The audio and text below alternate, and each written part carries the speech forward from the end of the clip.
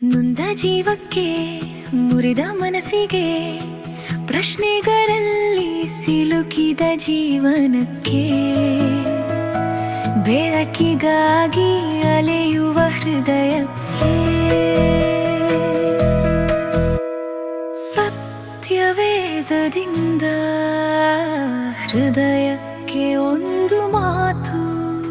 ಆತ್ಮೀಯರೇ, ಮತ್ತೊಮ್ಮೆ ಹೃದಯಕ್ಕೊಂದು ಮಾತು ಕಾರ್ಯಕ್ರಮಕ್ಕೆ ಸ್ವಾಗತ. ಪ್ರಿಯರೇ, ಇಂದು ನಾವು ನೋಡ್ಲಿಕ್ಕೆ ಇರುವಂಥದ್ದು ಆದಿಕಾಂಡ 39ನೇ ಅಧ್ಯಾಯ, ವಚನಗಳು 1-23. ನಿನ್ನೆ ನಾವು ಯೂದನ ಜೀವನದಲ್ಲಿ ತಪ್ಪು ಮತ್ತು ಪಶ್ಚಾತ್ತಾಪವನ್ನು ನೋಡಿದ್ದೇವೆ. ಅದಕ್ಕೂ ಮೊದಲು ಯೋಸೇಫನ ವಿಷಯವಾಗಿ ನಾವು ನೋಡುವಾಗ ದ್ರೋಹ ಮತ್ತು ನೋವನ್ನು ನೋಡಿದ್ದೇವೆ. ಈಗ ಕತೆ ಮತ್ತೆ ಯೋಸೇಫನ ಕಡೆಗೆ ಬರುತ್ತದೆ. ಯೋಸೇಫ ಐಗುಪ್ತ ದೇಶಕ್ಕೆ ಕರೆದೊಯ್ಯಲ್ಪಡುತ್ತಾನೆ. ಅವನು ಒಂದು ಅನ್ಯ ದೇಶದಲ್ಲಿ ತನ್ನ ಕುಟುಂಬದಿಂದ ದೂರವಾಗಿ ತನ್ನ ಪರಿಸ್ಥಿತಿಯ ಮೇಲೆ ಯಾವುದೇ ನಿಯಂತ್ರಣ ಇಲ್ಲದೆ ಇರತಕ್ಕಂಥ ಪರಿಸ್ಥಿತಿಯಲ್ಲಿ ಇರುವುದನ್ನು ನಾವು ನೋಡುತ್ತಾ ಇದ್ದೇವೆ. ಅವನನ್ನ ಪೋಟಿಫರ್ ಎಂಬ ಅಧಿಕಾರಿಯ ಮನೆಯಲ್ಲಿ ದಾಸನಾಗಿ ಕೆಲಸ ಮಾಡಲು ಕೊಡಲಾಗುತ್ತದೆ. ಇಲ್ಲಿ ಒಂದು ಪ್ರಮುಖವಾಗಿರುವಂಥ ಸತ್ಯವನ್ನ ನಾವು ನೋಡಬಹುದು ಪ್ರಿಯರೇ. ಪಾಠವು ಹೇಳುತ್ತದೆ, ದೇವರು ಯೋಸೇಫನೊಂದಿಗೆ ಇದ್ದನು ಎಂಬುದಾಗಿ. ಇದು ತುಂಬಾ ಮುಖ್ಯವಾದಂಥ ಒಂದು ಸನ್ನಿವೇಶ. ಪರಿಸ್ಥಿತಿ ಕೆಟ್ಟದಾಗಿದ್ದರೂ ದೇವರು ಅವರ ಪ್ರಸನ್ನತೆ ಅವನೊಂದಿಗೆ ಇತ್ತು ಎಂಬುದಾಗಿ ನಾವು ನೋಡುತ್ತಿದ್ದೇವೆ. ಅದರಿಂದ ಅವನು ಮಾಡುವ ಎಲ್ಲಾ ಕೆಲಸದಲ್ಲೂ ಯಶಸ್ಸನ್ನ ಕಂಡನು ಎಂಬುದಾಗಿ ನಾವು ನೋಡುತ್ತೇವೆ ಪ್ರಿಯರೇ. ಯೋಸೇಫ ತನ್ನ ಕೆಲಸವನ್ನ ನಿಷ್ಠೆಯಿಂದ ಮಾಡುತ್ತಾನೆ. ಅವನು ನಂಬಿಗಸ್ತನಾಗಿರುತ್ತಾನೆ. ನಿಧಾನವಾಗಿ ಅವನಿಗೆ ದೊಡ್ಡ ಜವಾಬ್ದಾರಿಗಳನ್ನ ಕೊಡಲ್ಪಡುತ್ತದೆ. ಕೊನೆಗೆ ಪೋಟಿಫರ್ ತನ್ನ ಮನೆಯ ಎಲ್ಲದರನ್ನ ಅವನ ಕೈಗೆ ಒಪ್ಪಿಸಿಕೊಡುತ್ತಾನೆ. ಇಲ್ಲಿ ನಾವು ಕಲಿಯಬೇಕಾಗಿರುವಂಥ ವಿಷಯ ಪ್ರಿಯರೇ, ನಿಷ್ಠೆ ಸಣ್ಣ ವಿಷಯಗಳಲ್ಲಿ ಆರಂಭವಾಗುತ್ತದೆ, ಆದರೆ ಅದು ದೊಡ್ಡ ವಿಶ್ವಾಸಕ್ಕೆ ದಾರಿ ಮಾಡಿಕೊಡುತ್ತದೆ. ಈ ಸಮಯದಲ್ಲಿ ಒಂದು ಹೊಸ ಪರೀಕ್ಷೆ ಬರುತ್ತದೆ. ಪೋಟಿಫರನ ಹೆಂಡತಿ ಯೋಸೇಫನನ್ನ ಪ್ರಲೋಭಿಸಲು ಆರಂಭಿಸುತ್ತಾಳೆ. ಇದು ಒಂದು ದಿನದ ವಿಷಯ ಅಲ್ಲ ಪ್ರಿಯರೇ. ಪ್ರತಿದಿನವೂ ಅವಳು ಅವನನ್ನ ಒತ್ತಾಯಿಸುತ್ತಿರುತ್ತಾಳೆ.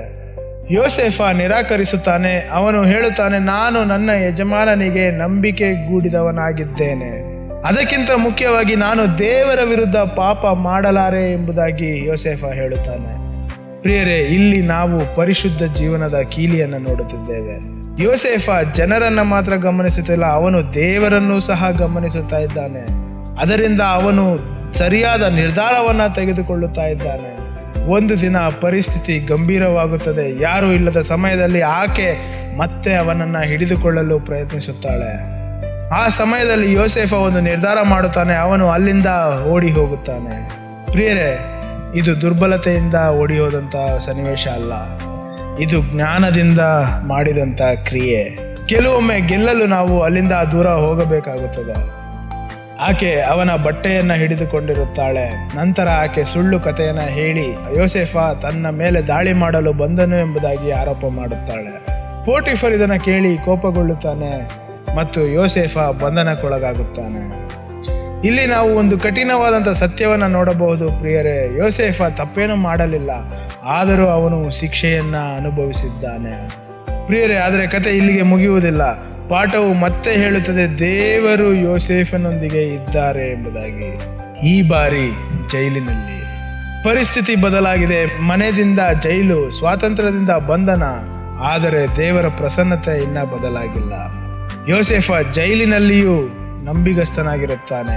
ಮತ್ತೆ ಅವನಿಗೆ ಜವಾಬ್ದಾರಿ ಕೊಡಲ್ಪಡುತ್ತದೆ. ಪ್ರಿಯರೇ, ಈ ಕತೆ ನಮಗೆ ಒಂದು ಆಳವಾದ ಸತ್ಯವನ್ನು ಕಲಿಸುತ್ತದೆ. ದೇವರ ಪ್ರಸನ್ನತೆ ನಮ್ಮ ಪರಿಸ್ಥಿತಿಗೆ ಅವಲಂಬಿತವಾಗಿಲ್ಲ ಪ್ರಿಯರೇ. ನಾವು ಎಲ್ಲಿದ್ದರೂ ದೇವರು ನಮ್ಮೊಂದಿಗಿರುತ್ತಾರೆ. ಪ್ರಲೋಭನೆ ಬರುತ್ತದೆ, ಒತ್ತಡ ಬರುತ್ತದೆ. ಕೆಲವೊಮ್ಮೆ ನಾವು ಸರಿಯಾದದನ್ನು ಮಾಡಿದರೂ ತಪ್ಪಾಗಿ ಆರೋಪಿಸಲ್ಪಡಬಹುದು, ಆದರೆ ದೇವರು ನಿಷ್ಠಾವಂತರಾಗಿದ್ದಾರೆ.